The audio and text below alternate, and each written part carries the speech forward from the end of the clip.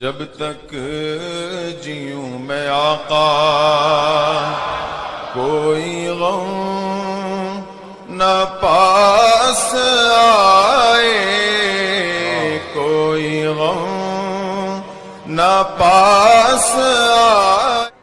اچھا کام ہے، یعنی معافی طلب کرنے کا یہ طریقہ اختیار کیا گیا۔ جس کو دیکھو اور بیچارہ لکھتا بھی نہیں، کاپی پیسٹ ادھر سے اٹھائے ادھر کر دے، لکھنے کی بھی کسی کے اندر اتنی ہمت بھی نہیں ہے۔ ذرا آپ اس کے متعلق سوچو۔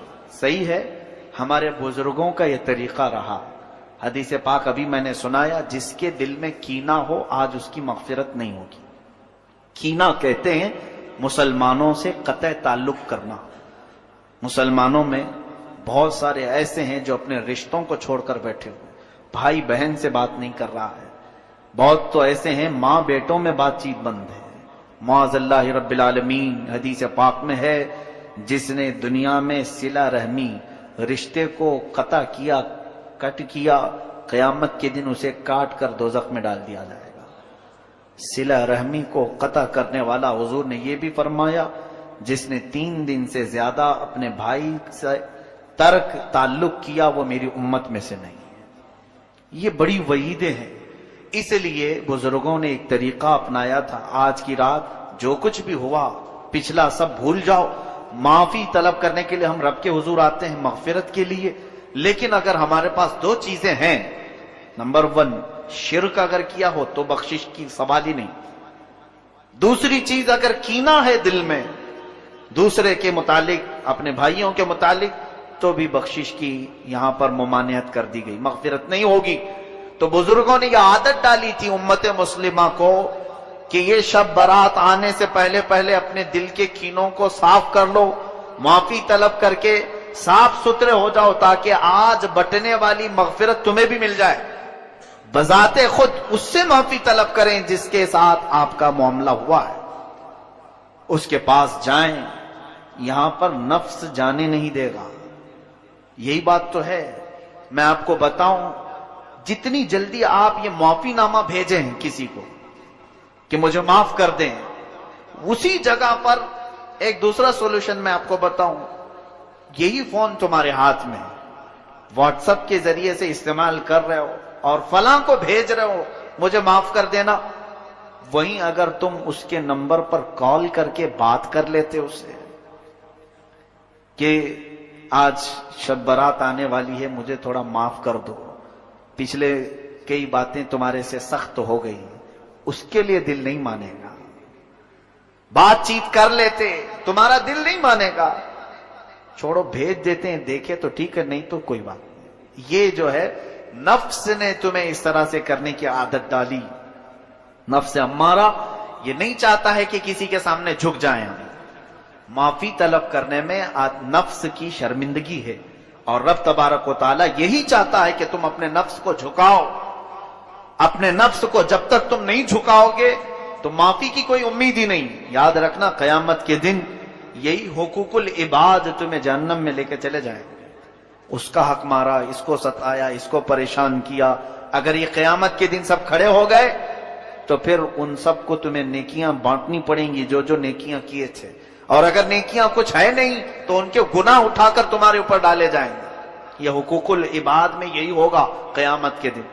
اس لیے اگر معافی مانگنے کا شوق ہے، بلکہ مانگنا چاہیے بھی، اس طرح سے نہیں، جاؤ ملاقات کرو۔ اگر ملاقات کرنا پاسبل نہیں، ممکن نہیں، تو فون پہ بات کر سکتے ہیں آپ، ان سے فون پہ بات کریں اور معاملات طے کریں کہ آپ دل سے مجھے معاف کریں اور مجھ سے جو ہو سکا میں آپ کو معاف کرتا ہوں۔ تو کچھ اس کے سپاہیوں میں، اس کے وزیروں میں سے، اور کچھ باہر کے، اس طرح کل ملا کر کے 7 یا 8 جو بھی تعداد ہے اصحاب کہف کی، ان کی حقیقی تعداد اللہ ہی کو بہتر معلوم۔ تو یہ 8 نوجوان تھے یا 7 نوجوان تھے جو اپنا ایمان چھپائے ہوئے تھے۔ بادشاہ ظالم تھا اور ان کو اگر ایمان ظاہر ہوتا تو قتل بھی کیا جا سکتا، پھانسی پر چڑھایا جا سکتا تھا، اس لیے کہ اس زمانے میں دقیانوس بادشاہ کے خلاف جو بھی بات کرتا اسے سولی پر چڑھا دیا جاتا، بلکہ جلاد کو حکم دے کر کے فوری طور پر قتل کا حکم ہوتا۔ تو دقیانوس نے یہ ظلم کی داستان رقم کی۔ اس زمانے میں یہ نوجوان ایمان رکھتے تھے۔ ایسا نہیں ہے کہ بادشاہ جس طرف چل پڑے، ارے بھائی مصلحت ہے چلو، جو چل رہا ہے اسی کے ساتھ چلو، کاہے کو پریشانی مول لوگے، گھر بار بھی ہے، ہمارے بھی بیوی بچے ہیں۔ نہیں، ان نوجوانوں نے اپنی آخرت کو دیکھا کہ اگر ہم نے آج شرک اور بت پرستی کی تو ہمیشہ کے لیے دوزخ میں جائیں گے۔ تو ان نوجوانوں نے اپنا ایمان بچایا اور ایک جگہ پر جا کر کے آپس میں ملتے تھے اور ڈسکس کرتے تھے کہ کیا کرنا چاہیے۔ طاقت و قوت ان کے پاس ہے، سیاست ان کے پاس ہے، ظالم کرسی پر بیٹھا ہوا ہے۔ تو نوجوانوں نے آپس میں یہ مشورہ کیا کہ کیوں نہ ہم یہ ملک ہی چھوڑ کر چلے جائیں، ہم یہ وطن ہی چھوڑ کر چلے جائیں جہاں ہمیں اللہ کی عبادت کی اجازت نہیں، وہاں رہنا بھی بیکار ہے۔ تو نوجوانوں نے آپس میں طے کیا اور مشورہ کر کے ان لوگوں نے اس سلطان، اس بادشاہ کے دربار کو چھوڑنے کا عہد کر لیا۔ یہ 8 لوگ تھے یا 7 لوگ تھے، اس وطن کو انہوں نے راتوں رات چھوڑ دیا اور نکل پڑے، یہاں تک کہ ان کے ساتھ ایک کتا بھی ہو لیا۔ ان اصحاب میں، ان نوجوانوں میں ایک کے متعلق یہ بھی فرمایا گیا کہ وہ دھوبی کا کام کرتے تھے، تو ان کے ساتھ ایک کتا تھا، وہ بھی ساتھ ہو لیا۔ یہاں تک کہ ان نوجوانوں نے کہا کہ اس کتے کو چھوڑ دو، کہیں یہ بھونکے گا تو اس کی آواز پر ہم گرفتار نہ ہو جائیں، ہم راتوں رات سفر کر رہے ہیں۔ تو اللہ تعالیٰ نے اس کتے کو زبان عطا کی، کتا فصیح زبان میں کہنے لگا میں تمہیں پکڑوانے نہیں بلکہ تمہاری حفاظت کے لیے مامور ہوں۔ تو انہوں نے دیکھا کہ کتا جب گفتگو کر رہا ہے تو یقیناً اللہ کی مدد ہمارے ساتھ آ چکی ہے۔ یہ نوجوان نکلے اور سلطنت کے حدود سے باہر آنے کے لیے انہوں نے کافی لمبا سفر طے کیا۔ پھر ایک غار جو پہاڑوں کے بیچ گھری ہوئی تھی، اس غار کے اندر یہ چلے گئے اور پھر غار کا جو منہ تھا اسے بند کر لیا، اندر جا کر کے وہ آرام کرنے لگے۔ یہ میں سورہ کہف کی مختصر سی باتیں آپ کے سامنے رکھ رہا ہوں، پہلے قرآن کو ہی سن لو برکت کے لیے، اس لیے کہ قرآن جو کہہ رہا ہے وہ سب سے اعلیٰ درجے کی بات ہے۔ اب یہ نوجوان اندر غار میں چلے گئے، دروازہ بند کر لیا، جو بھی جس طرح کا بھی دروازہ ہو، پتھروں کا یا سل کا۔ اندر جانے کے بعد وہ آرام کرنے کے لیے سو گئے۔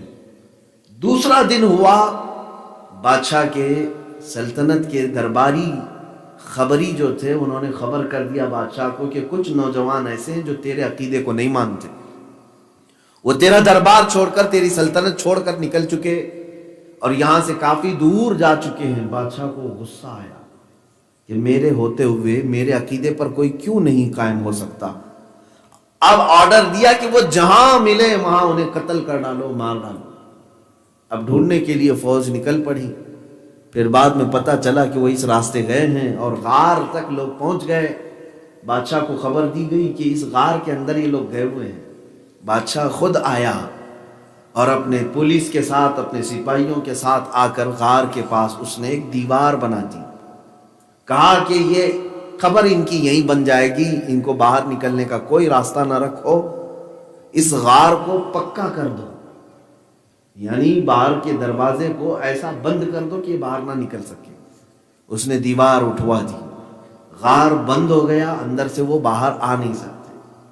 اب یہی قرآن پاک میں موجود ہے۔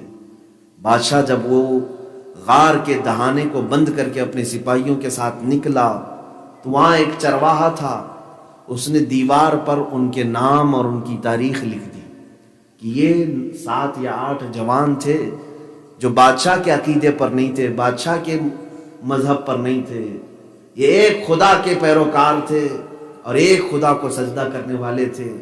یہ اس کی سلطنت کو ٹھکرا کر کے باہر آئے اور بادشاہ نے ان کو سزا کے طور پر اس غار کے اندر بند کروا دیا ہے، دیوار چڑھوا دیا ہے۔ یہ اس چرواہا نے لکھ دیا۔ اب ہوا کیا؟ قرآن کیا کہتا ہے؟ اللہ اکبر، رب تعالیٰ فرماتا ہے فضربنا علی آذانہم فی الکہف سنین عددا، ہم نے ان کے کانوں پر نیند طاری کر دی۔ کس پر؟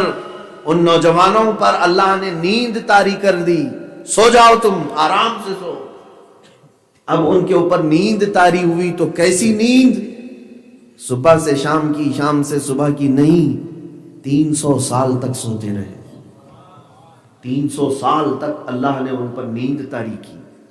رب تبارک و تعالیٰ نے ان کی حفاظت کیسے کی؟ اللہ نے قرآن میں خود فرمایا ہے وَتَرَى الشَّمْسَ إِذَا طَلَعَتْ تَزَاوَرُ عَنْ كَهْفِهِمْ ذَاتَ الْيَمِينِ وَإِذَا غَرَبَتْ تَقْرِضُهُمْ ذَاتَ الشِّمَالِ وَهُمْ فِي فَجْوَةٍ مِّنْهُ۔ وہ غار کے اندر اس طرح سے تھے کہ سورج بھی جب نکل کر کے چلتا تھا، رب تعالیٰ فرماتا ہے سورج کی تیز روشنی ان کے کسی کے چہرے پر پڑنے نہیں دی جاتی، اور موسموں کی تھپیڑیں ان سے اللہ نے ان کو محفوظ رکھا، نہ بارشوں میں، نہ ٹھنڈیوں میں، نہ گرمیوں میں۔ جب اللہ کسی کی حفاظت کرنے پر آ جائے تو پوری دنیا اسے کچھ نہیں کر سکے گی۔ یہ نوجوان سوتے رہے۔ پہلے یہ پورے سورہ کہف کی ان باتوں کو سن لیں، اے جوانوں۔ ثم بعثناہم، اللہ تعالیٰ فرماتا ہے پھر ہم نے ان کو اٹھایا۔ ثم بعثناہم لنعلم ای الحزبین احصیٰ لما لبثوا امدا۔ اللہ تبارک و تعالیٰ فرماتا ہے ہم نے ان کو پھر سے اٹھایا۔ وَكَذَلِكَ بَعَثْنَاهُمْ لِيَتَسَاءَلُوا بَيْنَهُمْ۔ ایک دن ایسا آیا 300 سال کے بعد، اسلامی مہینے جس کو ہم کہتے ہیں قمری مہینے، چاند کے اعتبار سے 309 سال سوتے رہے، 309 سال سوتے رہے۔ قرآن تو کہتا ہے وَلَبِثُوا فِي كَهْفِهِمْ 300 سِنِينَ وَازْدَادُوا 9۔ 309 سال تک یہ سوتے رہے۔ ایک دن اچانک انہیں اٹھایا گیا۔ اب اندازہ کر سکتے ہیں آپ، ارے 4 دن سو کر کے اٹھنے والے کی حالت کیا ہوگی؟ وہ 309 سال سو کر کے اٹھے تھے، ان کے ناخن بڑے ہوئے تھے، بال بڑے ہوئے تھے۔ موت نہیں، نیند کا ذکر ہے قرآن میں، موت نہیں، نیند کا ذکر ہے۔ اب اٹھے تو آپس میں ایک دوسرے کو پوچھنے لگے ہم بہت لمبا سو گئے، کتنا سوئے ہم؟ تو اس میں سے کسی نے کہا لبثنا یومن او بعض یوم، شاید ہم پورا دن سوئے تھے یا آدھا دن سوئے ہیں۔ تو بعض دوسروں نے کہا اگر آدھا دن سوئے ہیں، صبح آئے تھے دوپہر تک سوئے ہیں یا شام تک سوئے ہیں، تو پھر یہ آثار بدلے ہوئے ہمارے جسموں پر کیوں دکھ رہے؟ بال بڑے ہوئے، ناخن بڑے ہوئے۔ تو پھر آپس میں ہی انہوں نے کہا یہ علم تو اللہ ہی بہتر جانے۔ اب اندازہ کرو میرے عزیز، جب رب کسی کو سلاتا ہے تو اسے وقت کا احساس بھی نہیں ہوتا۔ یا اولیاء کاملین جو اپنی قبروں میں سوئے ہیں، اب 50 سال ہو گئے، 60 سال ہو گئے، یا 600 سال ہو گئے سو کر کے۔ حضرت سیدنا سرور مخدوم رحمت اللہ تعالیٰ علیہ کے آستانے پر ہم ہیں، ان کے کندھار میں 600 سال ہو گئے، اور 600 سال جانے دو قیامت آ جائے، اور 600 نہیں 6000 سال جانے دو قیامت آ جائے۔ جس دن یہ اپنی قبروں سے اٹھتے ہیں تو یہ کہتے ہوئے اٹھتے ہیں کہ اے مولا کتنی جلدی قیامت آئی، کل تو میرے گھر والوں نے مجھے دفن کیا تھا، آج قیامت آ گئی۔ انہیں وقت کا احساس نہیں ہونے دیا جاتا، وہ اپنی قبروں میں آرام کی نیند سوتے۔ اس کی وجہ بھی میں بتاتا ہوں کیوں وقت کا احساس نہیں ہوتا، توجہ کریں۔ یہ نوجوان 309 سال کے بعد اٹھ کر کے کہہ رہے ہیں، اور جب انہوں نے آثار دیکھے بدلے ہوئے ہیں۔ اب سنیے، وقت 300 سال میں کہاں سے کہاں جا چکا ہوتا ہے، تبدیلیاں کیا کیا ہوتی ہیں، کتنے بادشاہ آئے گئے، کرسیاں گری بچھی، کیا کیا ہو جاتا ہے۔ اب ان کو بھوک کا احساس تھا تو ایک صاحب کو انہوں نے کہا جاؤ دکان سے کچھ کھانے کی چیز لے آؤ، لیکن چھپ کر کے جانا، کسی کو پتہ نہ چلے۔ ارے 309 سال ہو گئے، وہ بادشاہ پتہ نہیں کہاں سڑ گیا، جو دقیانوس بادشاہ تھا جس کے ظلم سے بچنے کے لیے لوگ غار میں آئے تھے، اس کی تو شاید اب ہڈیاں بھی گل چکی ہوں گی، لیکن ان اصحاب کہف کو اس کا احساس نہیں تھا، باہر کی کوئی خبر نہیں دی گئی۔ انہوں نے اپنے آپس میں ایک ساتھی کو بھیجا دکان سے کچھ کھانا لے آؤ، لیکن لوگوں سے بچ بچا کر کے آنا کہ کوئی تم پر آگاہ نہ ہو جائے اور پھر بادشاہ کے پاس خبر کر دی جائے گی، گرفتار ہو جاؤ گے۔ تو اپنے ساتھی کو بھیجا. قرآن میں ہے, اللہ تعالیٰ نے سارا واقعہ تفصیل سے بیان فرمایا. فَلْيَتَلَطَّفْ وَلَا يُشْعِرَنَّ بِكُمْ أَحَدًا, نرمی کے ساتھ جانا, کوئی تمہیں احساس نہ کر. ایک صاحب آئے دکان پر کھانا لینے کے لیے, انہوں نے کھانا لے لیا. اب جو پیسے ان کے پاس تھے وہ تو 300 سال پرانے تھے, اور حکومتیں آتی ہیں, سکے بدلتے ہیں, اور آپ کو تو اچھی طرح سے احساس ہے کہ ہمارے ہاں نوٹ کتنی جلدی بدلی ہے. یہاں تو نوٹ بدل جاتی ہے, راتوں رات بدلتی ہے. 300 سال میں پتہ نہیں کتنے نوٹ ہیں, کتنے سکے بدل چکے ہوں. اب یہ سکہ, پہلے تو چاندی اور سونے کے سکے ہوتے تھے. اس نوجوان نے کھانے کے لیے پیسے دیے تو دکان والا الٹ پلٹ کر دیکھنے لگا کہ یہ کون سے زمانے کا سکہ دیا. اب اس میں تاریخ تھی دقیانوس بادشاہ کی, تو اس نے چھپا کر کے رکھ لیا. دکان والے کو یہ لگا کہ یہ آدمی کوئی خزانہ اس کے ہاتھ آیا ہے پرانا, پہلے زمانے کا کوئی خزانہ, اس کو پولیس کے حوالے کرتا ہوں. وہ اندر سے جا کر کے بادشاہ کے سپاہیوں کو خبر کر دیا, میری دکان پر ایک آدمی آیا ہے جس کے پاس 300 سال پرانے سکے ہیں, مجھے لگتا ہے کہ اسے بادشاہ کا کوئی دفینہ, کوئی خزانہ ہاتھ آیا ہے. تو پولیس آ گئی اور ان کو پکڑ لی. کہا کہ یہ پیسے کہاں سے آئے تمہارے پاس؟ انہوں نے کہا یہ ہمارے اپنے پیسے ہیں. کہا تمہارے اپنے کیسے ہیں؟ اب حکومت کس کی چل رہی ہے؟ اب جو حکومت چل رہی تھی وہ بیدروس نام کے بادشاہ کی تھی, جو عادل تھا, منصف تھا اور اللہ کی عبادت کرنے والا تھا, نیک صفت بادشاہ تھا, جو اب حکومت جس کی چل رہی تھی. بیدروس کے زمانے میں اب یہ اٹھے ہوئے ہیں, دقیانوس کے زمانے میں سوئے تھے, بیدروس کے زمانے میں اٹھے ہیں. اب پولیس آ کر کے تحقیق کرتی ہے, اس کے بعد بادشاہ کے پاس اسے لے جاتی ہے. بادشاہ نے پوچھا کیا کیا ہے تمہارا معاملہ, سچ سچ بتاؤ. تو اب اس صاحب نے دیکھا کہ یہاں بادشاہ بھی دوسرا ہے, کرسی بھی دوسری ہے, لوگ بھی دوسرے ہیں. اپنا واقعہ سنایا کہ ہم 7 یا 8 نوجوان ہیں, ہم اللہ پر ایمان رکھتے ہیں, اور اس کرسی پر جو بیٹھتا تھا وہ بادشاہ ہمیں بت پرستی پر مجبور کرتا تھا, کفر و شرک کی طرف لے جانے کی دعوت دیتا تھا. ہم اس سے بچا کر کے اپنا ایمان محفوظ کر کے فلاں غار میں چلے گئے تھے, اور اب ہماری نیند کھلی تو ہم آئے کھانے کے لیے. بیدروس کو پوری تاریخ معلوم تھی, اس علاقے کے سارے لوگوں کو اصحاب کہف کا واقعہ سب کو معلوم تھا کہ کچھ نوجوان تھے جو نکل کر گئے تھے, غار میں سوئے تھے, بادشاہ نے دیوار اٹھا دی اور وہیں وہ اندر کے اندر رہ گئے. یہ سب کو معلوم تھا, لیکن اس زمانے میں وہ کیوں اٹھے؟ یہ بھی حکمت ہے میرے مولا کی. بیدروس جو بادشاہ ہے یہ ایمان والا تھا, ایمان والا بادشاہ.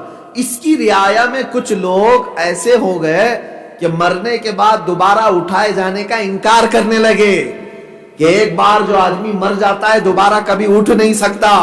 جب ان کے اندر گمراہی پیدا ہونے لگی, بیدروس عادل و منصف بادشاہ مصلی بچھا کر رب کی بارگاہ میں سجدہ کرتا ہے اور عرض کرتا ہے کہ اے مولا, میری رعایا میں کچھ لوگ موت کے بعد قیامت کے دن دوبارہ اٹھائے جانے کا انکار کرتے ہیں, قیامت کا یقین نہیں رکھتے, تو کوئی ایسی نشانی بتا دے کہ ان کا عقیدہ محفوظ ہو جائے, ان کا ایمان دوبارہ زندہ ہو جائے. ادھر یہ بادشاہ کی دعا قبول ہوئی, ادھر اصحاب کہف کو مولا نے دوبارہ اٹھایا. اس بستی والے سب جانتے تھے اصحاب کہف کون ہیں, جو 300 سال پہلے غار کے اندر جا چکے.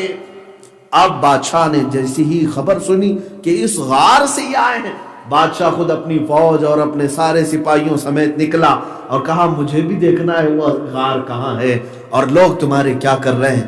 یہ پوری کی پوری شان و بان کے ساتھ فوج آنے لگی.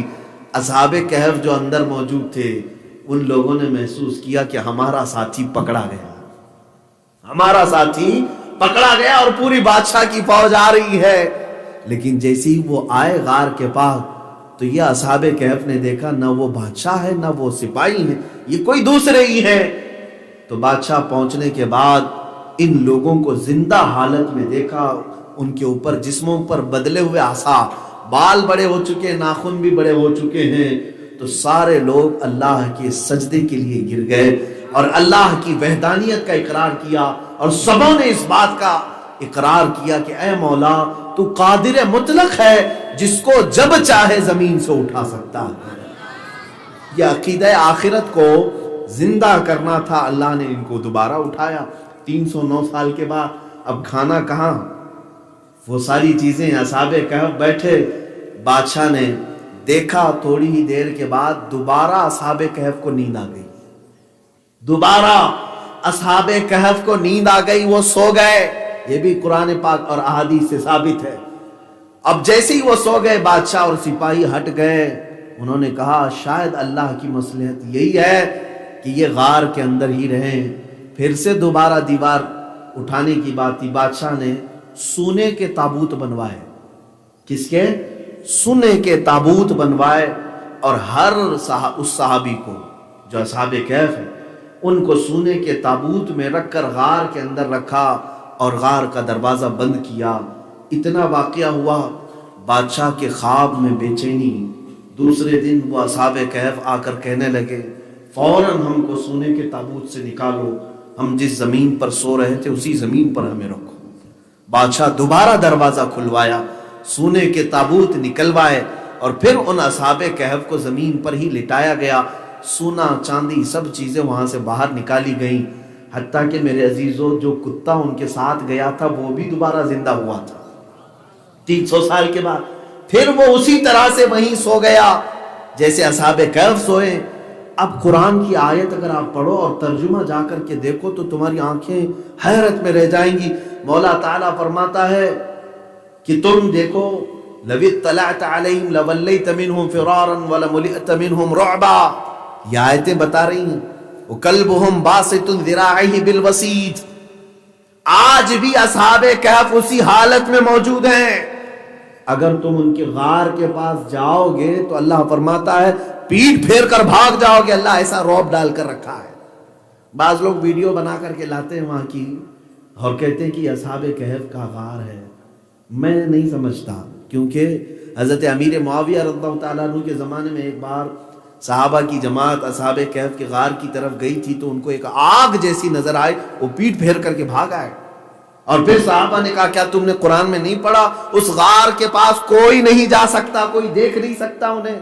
اللہ ان کی حفاظت آج بھی فرما رہا ہے، آج بھی۔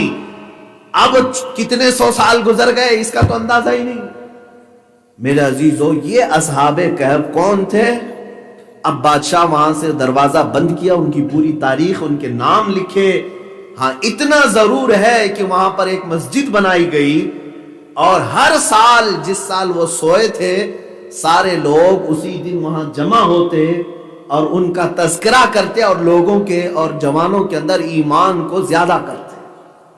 ایمان کی زیادتی کے لیے سال میں ایک بار جمع ہوتے تھے اور وہاں پر ان کا تذکرہ خیر کرتے۔ یہ ساری باتیں جو میں نے اصحاب کہف کی ذکر کی، اب آؤ اس سے کیا کیا چیزیں ثابت ہوتی ہیں دیکھ لیں آپ۔ یہ اصحاب کہف ہیں، قرآن کہتا ہے اِنَّهُمْ فِتْيَةٌ آمَنُوا بِرَبِّهِمْ وَزِدْنَاهُمْ هُدًى۔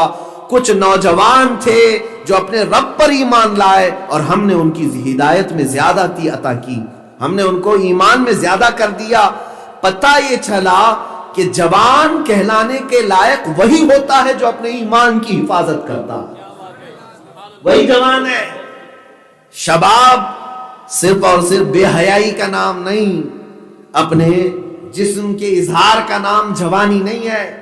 تم اگر اپنے آپ کو باڈی بلڈر کہو، اپنے جسم کی نمائش کر لو، لیکن اگر ایمان کی حفاظت کرنے کا سلیقہ تمہارے پاس نہیں ہے تو تم نامرد کہلاؤ گے، نوجوان نہیں ہے۔ وہ نوجوان قرآن کی روشنی میں وہ ہے جس کو قرآن کہتا ہے آمنوا بربہم، جو اپنے رب پر ایمان لاتے ہیں، اپنے رب پر یقین رکھتے ہیں۔ اے نوجوانوں، یہاں سے یہ بات پتہ چلتی ہے کہ جوانی جو دی گئی ہے وہ ایمان کی حفاظت کے لیے دی گئی ہے۔ جوانی جو دی گئی ہے وہ ظالموں سے ڈرنے کے لیے نہیں۔ ظالم بادشاہ بھی کیوں نہ آ جائے، اپنے ایمان کی حفاظت کی پہلے فکر کرو، گھر کی حفاظت بعد کی بات ہے۔ اگر ایمان محفوظ رہا تو آخرت میں جنت ہمیشہ کے لیے محفوظ ہے۔ اب شاید آپ کے پاس ایسے حالات آ گئے ہوں گے کہ پھر کرسیوں پر ظالم آ گئے ہیں، پھر تخت پر کوئی دقیانوس آیا ہو اور تمہارے چہرے پھیرنے کی کوشش کی جا رہی ہو، تمہاری مسجدیں، تمہاری معبدیں، تمہاری خانقاہیں برباد کر کے تمہیں ایک خوف و ہراس کے ماحول میں لانا چاہتے ہو۔ ڈرو مت اے جوانوں، اصحاب کہف کو پڑھ لینا۔ ہم اگر آج جوان ہیں تو جوانی اللہ نے اسی لیے دی ہے کہ ہم اپنے ایمان کی حفاظت کریں گے، چاہے کچھ بھی ہو جائے۔ آج اگر تم اپنے ایمان کی حفاظت کے لیے ان ظالموں سے منہ موڑ لو گے تو پھر دیکھنا جیسے اصحاب کہف کی اللہ حفاظت کر رہا ہے ویسے ہی ان جوانوں کی بھی اللہ حفاظت فرمائے گا۔ یہ کرسیاں آئیں گی جائیں گی بدلیں گی، اس طرح کے ہزاروں دقیانوس آ کر چلے جائیں گے، لیکن اے جوانوں تم اگر ایمان کی حفاظت کرنے پر لگ گئے تو تمہارے تذکرے صبح قیامت تک بھی جاری رہیں گے۔ سبحان اللہ۔ تمہارے تذکرے صبح قیامت تک رہیں گے۔ جوان وہی ہے جو اپنی جان مال سے زیادہ اپنے ایمان کی حفاظت کی فکر کرے، اپنے ایمان کی حفاظت کی فکر کرے۔ اب اس اصحاب کہف کے واقعے میں آپ نے کیا کیا سنا، اب تھوڑی سی بات اولیاء کاملین کے آستانوں پر ہم ہیں۔ یہاں سے یہ بات بھی پتہ چلتی ہے کہ اللہ والے وہ دنیا ترک کر کے جب کسی غار میں بھی آ جائیں تو اللہ تعالیٰ ان کی حفاظت کے لیے سورج کا راستہ تک بدل دیتا ہے، سورج کا راستہ بدل دیا جاتا ہے۔ قرآن کہہ رہا ہے کہ سورج جاتے ہوئے روشنی کی تیز تھپیڑیں ان کے اوپر نہ لگیں، اللہ اپنے ولیوں کی اس طرح حفاظت کرتا ہے۔ اور اولیاء کاملین کے متعلق یہ بھی پتہ چلتا ہے میرے عزیزو، حدیث میں یہ بات ملتی ہے کہ جانور جو ہیں، جانور دنیا میں جتنے ہیں قیامت کے دن معدوم کر دیا جائیں گے، ختم، ان کا حساب کتاب نہیں ہے۔ جنت دوزخ جو کچھ بھی ہے وہ انسانوں کے لیے جنات کے لیے حساب کتاب ہے، جنت انسانوں کے لیے حساب کتاب انسانوں کے لیے، جانوروں کے لیے نہیں ہے، جانور ختم کر دیے جائیں گے۔ لیکن میرے آقا صلی اللہ تعالیٰ علیہ وسلم کی حدیث سے پتہ چلتا ہے جانوروں میں ایک جانور اصحاب کہف کا کتا ساتھ میں جنت میں جائے گا۔ جانور جنت میں نہیں جائیں گے، لیکن 5 جانوروں کی تخصیص کی گئی ہے، اس میں سے ایک یہ ہے اصحاب کہف کے ساتھ جو کتا غار میں سو رہا تھا وہ بھی جنت میں جائے گا۔ اس کی وجہ کیا ہے؟ اللہ والوں کے ساتھ بیٹھا تھا، اللہ والوں کے ساتھ بیٹھا تھا۔ پتہ یہ چلا کہ میرے عزیزوں جانور بھی اگر اولیاء کے ساتھ رہے تو جنت جا سکتا ہے۔ تم اشرف المخلوقات ہو، تھام لو ان اولیاء کے دامن کو کہ کل جب یہ جا رہے ہوں گے تمہیں چھوڑ کر نہیں جائیں گے، ساتھ میں لے کر کے جائیں گے۔ نعرہ تکبیر، نعرہ رسالت، فیضان اولیاء اللہ۔ عزیزان گرامی، یہ نسبت کا اثر ہے، نسبت کا اثر ہے، یہ قرآن کہہ رہا ہے۔ اچھا دوسری بات ایک اور بھی ثابت ہوتی ہے کہ جب اس بادشاہ نے آ کر کے انہیں سونے کے تابوت میں رکھا تو انہوں نے اصحاب کہف نے منع کر دیا کہ نکالو ہمیں سونے کے تابوت سے۔ یا اولیاء وہ ہیں جو دنیا میں رہتے ہوئے بھی عیش و عشرت کے سامان کو اپنے پاس آنے نہیں دیتے تھے، بعد وفات بھی سونے چاندی کو اپنے آستانوں پر وہ گوارا نہیں کرتے۔ وجہ یہ ہے اللہ نے جو نعمتیں انہیں جنت کی دی ہیں ان کے سامنے سارا سونا چاندی ہیچ ہے، اس کی کوئی حیثیت نہیں۔ اولیاء کاملین ہمیشہ ترک دنیا کرتے رہے۔ اور اس کے علاوہ ایک اور بات ثابت ہوتی ہے، اصحاب کہف جب دوبارہ زندہ ہوئے پھر سوئے تو بادشاہ نے اپنے سپاہیوں کو اعلان کر دیا یہ دن یاد رکھ لینا، آج ان کو دوبارہ نیند لگی، اس دن سال میں ایک بار پھر سب جمع ہوں گے۔ وہاں مسجد بنائی گئی اور آ کر کے ان کا تذکرہ کریں گے اور جوانوں کو بتائیں گے کہ ایمان ہوتا کیا ہے۔ تو اس سے پتہ چلا قرآن سے ثابت ہے اولیاء کا عرس کیسے منایا جاتا ہے۔ اولیاء کے عرس میں تو ہم اسی لیے تو جمع ہوتے ہیں، یہ جس دن انتقال کر گئے، جس دن سوئے ہیں، تاریخ یاد رکھ لیتے ہیں ہم۔ بادشاہ بیدروس نے کیا کیا کہ جس دن یہ سو گئے اصحاب کہف تاریخ یاد رکھ لو، اے میرے ملک کی رعایا، اس دن سب جمع ہونا اور ان کے تذکرے کرنا اور اپنے جوانوں کو بتانا ایمان کیا ہوتا ہے۔ ارے اسی بیدروس کی سنت کو تو اہل سنت و جماعت عمل کر رہے ہیں۔ ہم اپنے اولیاء کے سونے کے دن کو یاد کر لیتے ہیں کہ ان کی تاریخ وصال یہ ہے، فلاں کی تاریخ وصال فلاں ہے۔ ہم 6 رجب کو پھر اجمیر میں جمع ہوتے ہیں، اس لیے کہ یہ ایک اللہ کا ولی اسی دن یہاں سویا تھا۔ سارے جوانوں کو جمع کر کے ہونا یہی چاہیے کہ ان اولیاء کے ترک دنیا، ان کے زہد و تقوی کو آنے والوں کو بتایا جائے۔ اگرچہ آج عرسوں کی شکل بگڑ گئی ہو، آج اگرچہ کچھ لوگ عرسوں کو بگاڑنے کی کوشش کر رہے ہوں، میں اس کا قائل نہیں ہوں۔ اہل سنت و جماعت جو عرس مناتے ہیں وہ صرف اس لیے مناتے ہیں کہ ان اولیاء کی تعلیمات کو ہم اپنے جوانوں میں پھر زندہ کریں، ان کے ایمان کو پھر سے ہم جلا بخشیں، نوجوانوں کے دلوں کے اندر تقوی و طہارت کی تعلیمات دی جا سکے۔ اس لیے ہم عرس مناتے، ڈھول بازوں کے لیے نہیں، ناچ گانوں کے لیے نہیں۔ اگر ان میں یہ سب چیزیں شامل کر لی گئی ہیں تو یہ خرافات کے بانی اور موجد وہ لوگ ہیں جنہوں نے شروع کیا۔ ہم تو پاکیزہ عرس کے قائل ہیں، پاکیزہ عرس کے قائل ہیں۔ عرس اولیاء کا ایسا ہو کہ اس میں جانے والے کا دل دھو دیا جائے، پاک ہو کر کے وہ وہاں سے نکلے۔ عزیزان گرامی، یہ اصحاب کہف تھے۔ جوان اصل میں یہی ہیں جنہوں نے اپنے ایمان کی حفاظت کی۔ مجھے یہی حکم ہوا تھا کہ دور پرفتن میں نوجوانوں کی ذمہ داری کیا ہے۔ اے میرے عزیز جوانوں، تم اگر یہ سوچتے ہو کہ اس پرفتن دور میں میری ذمہ داری اچھی نوکری حاصل کرنا ہے، اچھی ڈیوٹی حاصل کرنا ہے، اچھی تعلیم کی طرف جانا ہے، پیسہ زیادہ کمانا ہے، کار آ جائے، بنگلہ آ جائے، گاڑیاں آ جائیں، اچھی نوکری ہو، اچھی شادی ہو، یہ اگر تم ذمہ داری سمجھتے ہو تو یہ ذمہ داری تو اس دنیا فانی کی ہے، اس دنیا فانی کی ہے۔ اصل ذمہ داری جو تمہارے کندھوں پر ہے وہ دین اسلام کی حفاظت کی ذمہ داری ہے، ناموس رسالت کی حفاظت کی ذمہ داری ہے۔ اے نوجوانوں، یاد رکھو قیامت کے دن میرے آقا صلی اللہ تعالی علیہ وسلم ارشاد فرماتے ہیں، لا تزول قدما ابن آدم حتی یسأل عن خمس۔ حضور پاک صلی اللہ علیہ وسلم فرماتے ہیں قیامت کے میدان سے اس وقت تک کسی کے قدم ہٹائے نہیں جا سکیں گے جب تک 5 سوالوں کے وہ جواب نہیں دے دیتا۔ 5 سوالوں کے جواب جب تک نہیں دو گے، ابن آدم میں سے کوئی بھی میدان قیامت چھوڑ نہیں سکے گا، جنت کی طرف جا نہیں سکے گا۔ یہ حدیث ہے، حضور پاک صلی اللہ علیہ وسلم نے فرمایا۔ اس میں سے سب سے پہلا سوال کیا ہوگا؟ اللہ اکبر، میرے آقا فرماتے ہیں سب سے پہلا سوال رب تعالیٰ فرمائے گا، میں نے تجھے جوانی دی تھی، کہاں خرچہ کیا؟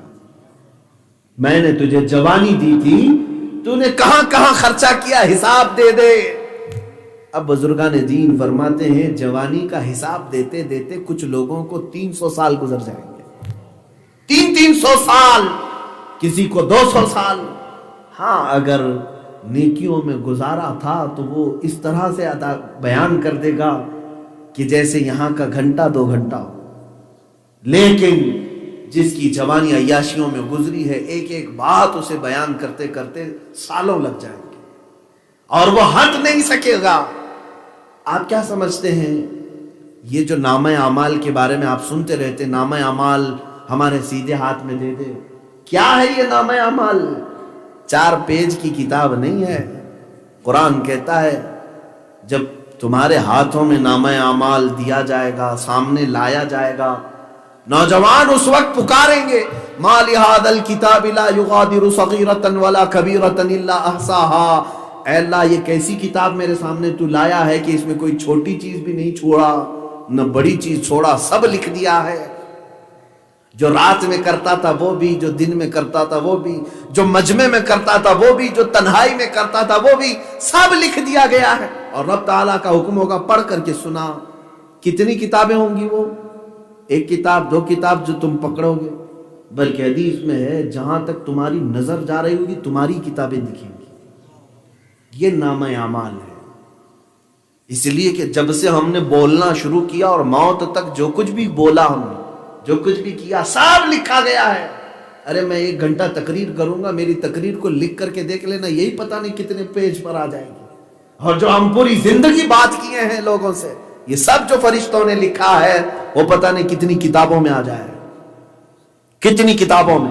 اور فرمایا جائے گا کہ جب تک پورا نہ سنا لے تیرے بارے میں ابھی تک حکم نہیں آئے گا۔ اب مثال کے طور پر آپ سوچ رہے 300 سال کیسے لگیں؟ ہاں لگیں گے۔ میرے عزیز، دکان میں بیٹھنے والے سے آپ اگر سوال کرنا شروع کر دیں، شام کے وقت اپنے ہی آپ اسسٹنٹ کو کہیں کہ صبح سے شام تک کا حساب دے دیں، وہ لائے گا، حساب کرے گا، صبح سے میں شام تک 8 گھنٹے آپ کی دکان میں بیٹھا رہا، اتنا پیسہ آیا، اتنا گیا ہے. یہ تو اجمالی حساب ہو گیا، میں کہوں گا تفصیلی حساب دے دے. اب وہ کہے گا 3 روپے فلاں چیز کے فائدے میں آئے، 4 روپے فلاں میں نقصان ہو گیا، میں وہیں روک لوں گا. یہ 4 کا نقصان تو نے کیسے کیا؟ یہ 4 کا نقصان کیسے کیا؟ وہ دلیل دے گا، میں پھر دوسری دلیل اس کو دوں گا. میرے عزیز یہی بات چلتی رہے گی. تم اپنے رب کے سامنے کون سی دلیل دو گے؟ رب تبارک و تعالیٰ تمہیں پکڑ لے ایک بات پر، جوانی کی فلاں رات آئی تھی، تیرا شباب تھا، حسن تیرے پاس تھا، اور میری طرف سے تجھے آواز آئی تھی چلو اللہ کی طرف، تو اپنا بستر چھوڑ کر کے نہیں آیا تھا. وجہ کیا تھی؟ کیا سبب تھا؟ تم کیا جواب دو گے؟ لوگ کہیں گے اے چمڑیاں ہمارے خلاف تم کیوں گواہی دے رہی ہو، اور تمہیں بولنا کیسے آ گیا آج؟ جب میں زندہ تھا تو کبھی تم بولتے نہیں تھے. یہ پکارے گی چمڑیاں، ہماری انگلیاں، ہمارے پیر، ہمارے ناک، ہمارے کان. اس دن کہیں گے قالوا انطقنا اللہ الذی انطق کل شیء. اے بندے، جس نے تجھے بولنے کی طاقت دی تھی آج اس نے ہمیں بولنے کی طاقت دی، اب ہم سنائیں گے.